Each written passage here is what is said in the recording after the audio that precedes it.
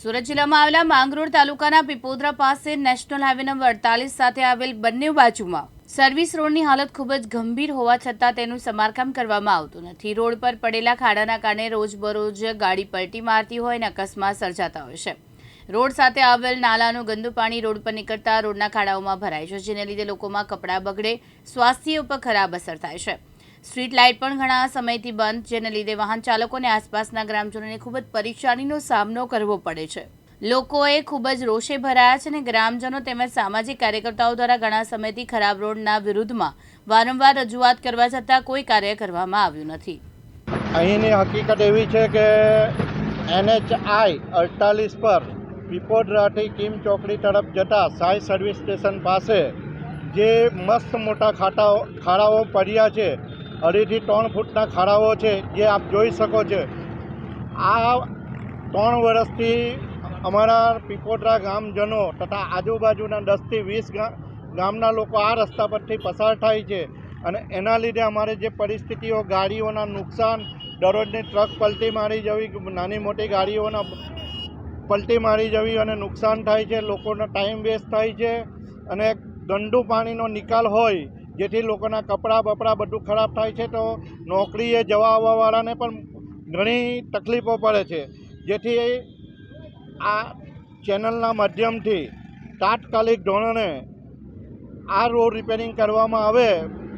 Kim 4 રસ્તાથી Pipodara અને પીપોદરાથી Kim 4 રસ્તા સુધીના બંને તરફના સર્વિસ રોડને સારી રીતે રિપેરિંગ કરવામાં આવે, નહીં તો નજીકના દિવસોમાં ગાંધી ચીડિયા માંગે આંદોલન નહીં કરવું પડે, એની ટ્રસ્ટી NHIના અધિકારીઓ લેશે। જય હિન્દ, જય ભારત। હું વિરેન્દ્રસિંહ ખેર, માંગરોળ તાલુકા કોંગ્રેસ પ્રમુખ। આ બંબોરા પાટિયાવડ નેશનલ હાઈવે એપ્રોચ રોડ પર 6 મહિનાથી આ ઘટના સ્થળે હું જ્યાં છું એવો ખારો છે કે આ દુર્ઘટના ઘણી ઘટી ચૂકી છે। વારંવાર જનતાની રજૂઆત હોવા છતાં પણ કોઈ આ ખારા કાન કરે છે આ તંત્ર। તો તંત્રને અમે ચેતવણી આપીએ છીએ કે આ ખારો 24 કલાકમાં પૂરો નહીં થાય તો કોંગ્રેસ સમિતિ દ્વારા અમે અહીંયા જલંત આંદોલન કરીશું। ઘણી વખત સાહેબ આ વારંવાર રજૂઆત કરવા છતાં પણ આ લોકો ધ્યાન આપતા જ નથી।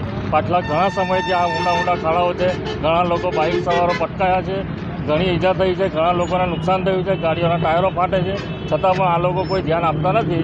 અમારી ગામ લોકોની એ જ વિનંતી છે, અમારા બંબોરા, પીપોદરા, કન્યાસી તથા આ બાજુ કારેલી ગામના બધા વાહન ચાલકો આ રસ્તાનો ઉપયોગ કરે છે, છતાં પણ આ લોકો બનાવી લે એવી અમારી માંગ છે તાત્કાલિક।